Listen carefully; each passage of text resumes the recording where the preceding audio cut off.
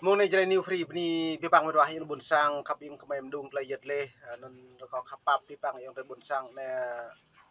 man hình mà này lại vừa ta nhiều thiếu tang mò ra đây yang đấy nó nhiều buộc nhập nhạy nhạy man hình mà này lại chưa mọi cả bộ màu điều chỉnh ú vừa là một trục trặc rồi này là chỉnh trang cắm lại đây yang đấy nên mong này mày càng nhiệt lê gọi về bị thông tin báo chí rằng xem lăng cái lúc này dọn như đối xử hàng người dân bản địa cơ lấy làm lợp lúc xa liền năm thôn đò báu đục lụt lâu màu lấy lúc phào vậy ní kering được lắc đò bộ ní tu sớn dưa nó như là màu pa lúc mà cho mạ lê tưng màu trắng màu tụ thiết ép nhiên thêm thông tin về ý kiến về vụ hai đồn công an ở Đắk Lắk bị tấn công nên lại hiếm bạn lại bị tấn công này bị tấn công này hiếm bạn nguyên nhân lý do nó nói ta xem lăng cặp rõ ta lại rằng phân tích bình ta lại rằng lăng nhiều màu cút mọc ta nhớ ta lại nào ôn hòa lùm nuôi tụ thắc mắc lùm nuôi chẳng nào là ôn hòa là lại ví dụ pro nèo nào lại đập năng ta nèo lên ta thâu yang thế ta thâu mà mong bay ta nèo mong lại đập năng mà mong thôn tua bò xả mà mong thôn tua bò xả trúc thôn tua bò tua bút lẩu tức là 23 năm cút mọc nhiều từ nơi 23 năm nó này là cái chậu rơi này lại chính ta lăng mô ni nạp tướng 2024 ở 2024 hiếm bạo phương thức có ta lấy đấu tranh nó như là như thế này nơi nào có áp bức nơi đó sẽ có đấu tranh nên đấy nó như cái món này như một cột mốc ở bề ít lăng cột mốc to rằng tùm là hai trụ sở này này ở màu tùm này này nó như là trụ sở ủy ban công an xã Ia Tiêu tôi đứng trụ sở ủy ban công an xã Ia Tiêu nó lại đã bộ mông đã buồn sang anh ở đây là bằng buồn sang như bốc có trở lại thâu phương thức có trở lại đấu tranh cái nào buồn sang đã xui thôn này tua upload tum thôn này ta nào nhiều cái lúc này doan để bơi cái tạo giờ nó này đang mà mong thôn từ bò xa chụp tự mà lệ thầu này mà thôn từ bò xa chụp tự mua được nào lê tướng thôn tua bò ba sập lự tức là tua thôn hậu vật vậy à thôn tua ba hậu vật lê tướng thôn tua bò span đồng vật cái bộ mà vừa cất 2 năm một lần đấu tranh vì áp bức bây giờ do nó rằng tổng của mình đối với chính quyền Đảng Cộng sản Việt Nam tương lai họ sẽ làm gì với người dân bản địa do đại nhà mộ cút mọc nhá đấy chỉ 2 năm một lần đấu tranh ấy lần mà 2001 vô cất 2002 nhà mộ vô cất 2003 nhà mộ 2004 2004 biểu tình tiếp với 2004 nhập đây là 2005 mộ 2006 2007 bây giờ tiếp 2008 biểu tình tiếp nên là lệ từng mẹ mừng 2009 này đâu chú 2012 chiếc bay mổ xung đột chiếc bay mổ từ lấy Ukraine ở Cân Tùm 2012 như dạp đạo hormone bây giờ nó nên cho 2013 2014 2015 2016 2017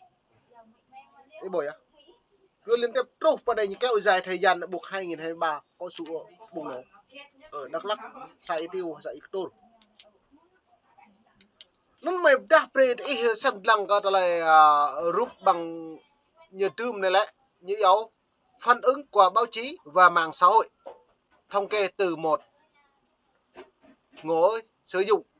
có lại cầm xa hàng lại cập nhật này cung cấp này cho BBC chỉ rằng có khoảng nhiều 2258 tin bài trên báo chí, các thông tin như forum này và mạng xã hội viết và bình luận về vụ tấn công. Chỉ trong vòng nửa ngày thôi, hôm ngày 11 tháng 6, trong đó có 386 bài viết báo và 1.700 bài đăng trên mạng xã hội, chủ yếu là Facebook. Do nên lại tung kelom tak buh rak này hiểm pak ke lại tương lai ke doan này hàng bình buồn sang để cả ta monip nạp hiểm pak đâu bộ. Nên lại tak buh rak này lại chính 2023 những kết thúc lại bộ bùng nổ. Ở nơi à? Summer tạo 2024 này hiểm pak lum nơi nhà có. Hiểm pak lại miệt nhớ. Tôi bộ anh phương hướng tôi lại nạp buồn sang nhà lơ tôi ha. Bờ đà như dịu trôn ha. Tôi có một phân đoán rằng này lại bộ màu dịu do các Đảng Cộng sản Việt Nam nhiều bậc thầu tới lại đàn áp do ta đã buồn sang ta này nhặt thầu lu lại cười lại màu lại thầu xăm á rạ này lại như bộ tùy lại tìm được nữa lúc 2001 mò lợn làng nhá 2004 mò được mà được ngã mất lê cả bộ rai đỗ chỗ thầu cho ép chay thôi chàng bạc kê thôi mà lại tiếp bằng thầu rạ này bạn chữ chăn ấp trả lắm mà dầu dê là tàu pi dọn sĩ cho nó rai pi nên nè do nó trong các thông tin rằng bình luận về tương lai Đảng Cộng sản Việt Nam coi ra lại này nó cả thâu nhưng mà mừng đi nắp xa rinh Đắk Lắk bồ ra hàng tua bộ ủy ban này mừng đi nắp xin lu lọc cái nên đừng tôi hàng mới lại chun của phương hướng cái nào buồn sang ta lại phải hấp tới nhú lên đằng hàng lại nhiều pre cung cấp thông tin của mày này lại như lẽ cảnh báo đấy bu chẳng nhạ lũ pre hy sinh pre này tôi sang cái pre gì pre cái nào buồn sang chỉ lần đầu đấy bữa tao tua đấy nhá bạn công sản như tôi trụ mà vừa tao tua là bây giờ tua bộ sạn nữa rim sạn tám mét là chẳng có một cái nhà là ủy ban cái nhà là bình sạn cái nhà trung ương hiếm bạ như kèng pli mà có an ninh đàn áp người dân này như pre người dân máu lấy đập nang thầu phí bóng mà do nó mệt quá gật lại mày giật lê rồi về nó bổ lum tả nó mệt bọc lại mông lung được phản ứng đầu tiên là mọi người cảm thấy kỳ lạ vì không ai chuẩn bị tâm lý cho sự việc nghiêm trọng như vậy. Gia đình tôi thì cũng không có gì hoang sợ bởi nó nít là chun nuôi lùm nuôi bò màu có xem lăng ôi do cất lại nhiều màu theo dõi tin tức như can theo dõi mà xem lăng đã buồn sang lại tiếp cuộc sống thường ngày tập năng nhiều mạ ra này là nó bình nhiều dâm giữ dâm cầm hạ này lại đã trung thân đây như chẳng tương tự hình nhiều lệ nó lại bình này bò màu buồn ô tập năng tê du lịch màu tê cày màu sang say prong lê tướng mà có phải lu mà do cất lại nhiều hy sinh như tí chịu nhiều những bộ này lâu tê cái nhiều opi lần đảng phải mà nhiều lên được bộ chịu lại áp bức Đảng Cộng sản Việt Nam này từng giờ từng phút từng giây cái nhiều thịt này buộc nhiều phải hy sinh nhiều bộ mau tiếc lại tê tàu những bộ mau tiếc cái gia đình nhiều hy sinh vì người dân